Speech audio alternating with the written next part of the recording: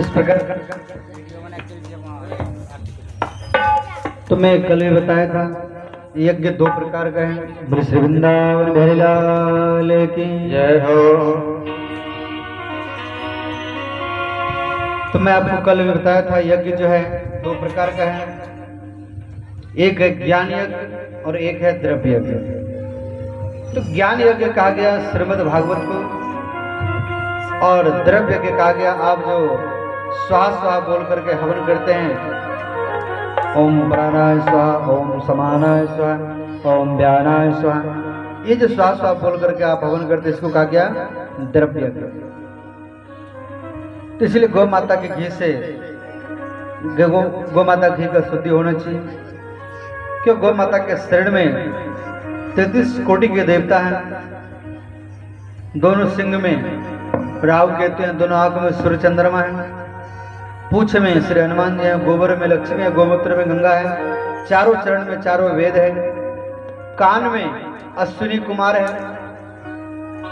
गैया के कान में अश्विनी कुमार हैं, देवताओं के वैद्य डॉक्टर। आपको कोई रोग है ठीक नहीं हो रहा है, इलाज कराते कराते परेशान हो चुके हैं, डॉक्टर भी आपको जवाब दे दिया है, तो आप गौ माता के कान के पास में जाकर के बोलेंगे ओम आरोग्यम देहि, ओम आरोग्यम देहि, ओम आरोग्यम देहि, इस प्रकार मंत्र बोलेंगे तो आपका जो रोग है स्वतः समाप्त हो जाएगा। समझ गए? उसके बाद हर घर का पहला रोटी गौ माता की होनी चाहिए और अंतिम रोटी कुत्ता की होनी चाहिए। पहला रोटी समझ आते हैं? पहला रोटी जब आप निकालते हैं तो जला हुआ भी निकलता है, कच्चा भी निकलता है, फोफला भी निकलता है, वो रोटी नहीं है। आप जो रोटी बनाया है और उसमें जो सबसे सुंदर रोटी है वो रोटी गौ माता की होनी चाहिए। समझ गए? आप गौ माता के शरीर में सभी देवी देवताओं का स्थान है, और आप हमारे हिंदू सनातन धर्म में कहा गया, हिंदू सनातन धर्म बहुदेववादी। हमारे हिंदू सनातन धर्म में बहुत सारा देवता है, जितना देवता हमारे हिंदू सनातन धर्म में है इतना देवता और कोई धर्म में नहीं है।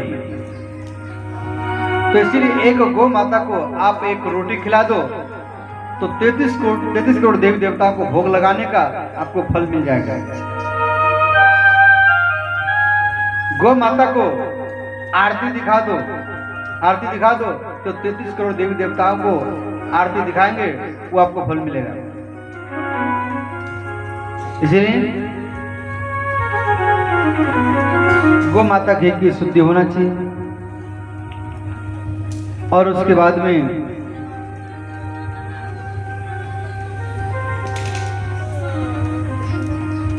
तो श्री सुत जी महाराज को निमिषारण्य में 88 आज ऋषि मुनि प्रश्न किए हैं।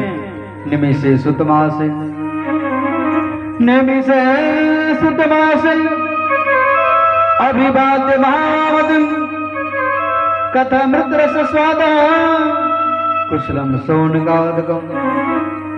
तो यहाँ कहा जा रहा है श्री निमिषारण्य में श्री सुत जी महाराज को 88 आज ऋषि मुनि प्रश्न किए हैं। ये कलयुग आ चुका है, अब ध्यान देना। 4 प्रकार का युग है, 4 प्रकार का युग है। तो कौन कौन है? तो सतयुग, त्रेता, द्वापर और कली। और हर युगों का आयु है, आयु में क्या? उम्र। हर युग का उम्र है। तो कलयुग का आयु है 4,32,000 वर्ष, और कली का 2 गुना है द्वापर। तो द्वापर का है 8,64,000 वर्ष, और द्वापर का 3 गुना है त्रेता। तो त्रेता का आयु है 12,96,000 वर्ष, और त्रेता का